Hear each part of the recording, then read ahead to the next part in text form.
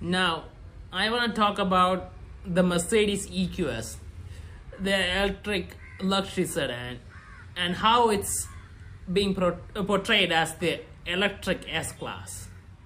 I mean, this is the EQS, so it's supposed to be the electric version of the S-Class, but it isn't. And I don't know why Mercedes decided to go in this direction. I mean, the S-Class is supposed to be the pinnacle of Mercedes luxury line. It was supposed to be the pinnacle of the luxury sedans, after Rolls-Royce and all. But still, we all love the S-Class. The Maybach, well, it's a bit too expensive, but still, it's a great car too. Now, the EQS, well, there's certain things that I feel like a luxury sedan needs to have. One is the looks. It has to have a big, strong presence. When that car strolls along, people have to notice it. Not like a crazy way, but it has to look like, wow, someone big and important is coming. I feel like luxury sedans need to have that look, and the S-Class does have the look. Now, the current generation, not as much as the previous one, but still, it still has the look. And the EQS, if it's supposed to be an electric S-Class, it's not doing that. I mean, the design of the car, it's big and long, but it doesn't have the presence of a luxury sedan. I mean, you don't just look at it and think, wow, that thing's super, super expensive. I mean, that's the best Mercedes around. It doesn't look that way.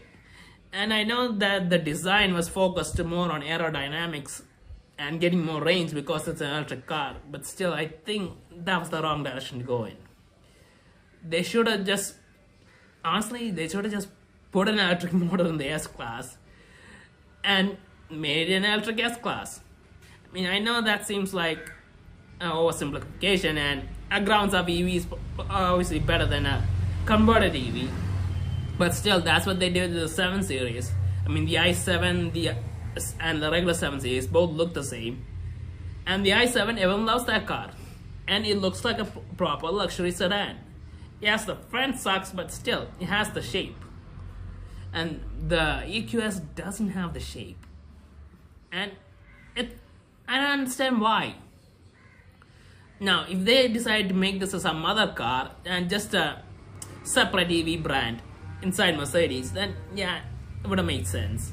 But calling the electric S-Class, it was a bit of a mistake, honestly. Now, that's the main problem.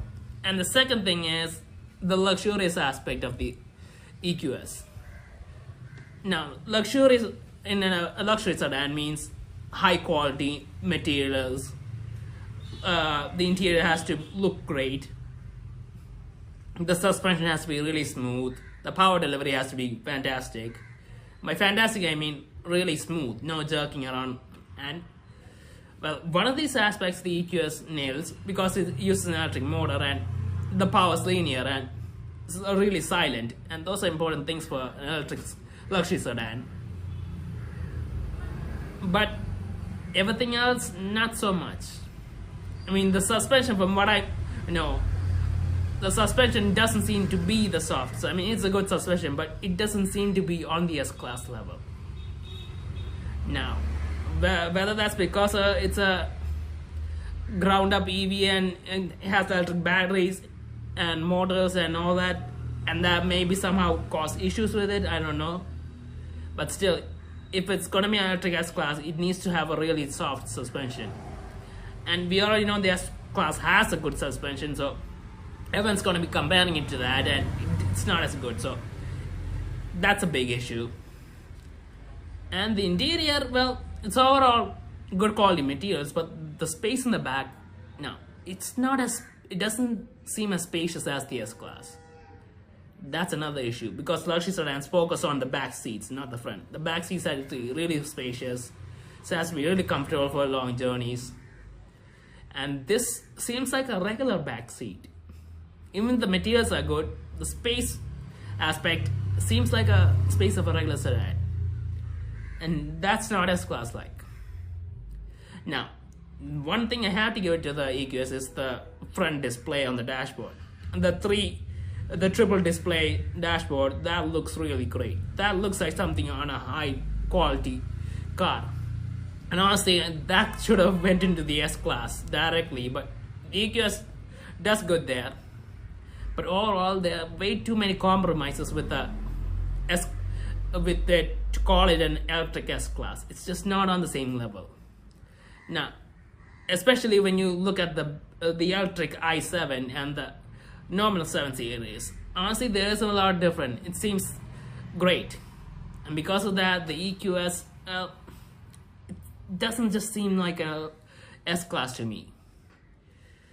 And rather than making this, they could have just put the electric motor in there and called it an electric S-Class.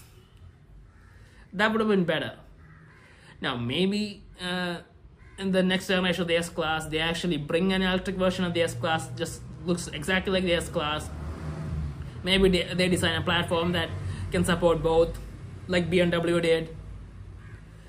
But as for now, the EQS, it's not really S-Class. And overall, the shape, it's not that appealing. I mean, it's they focus way too much on aerodynamics, and I don't think they should have focused that much on it.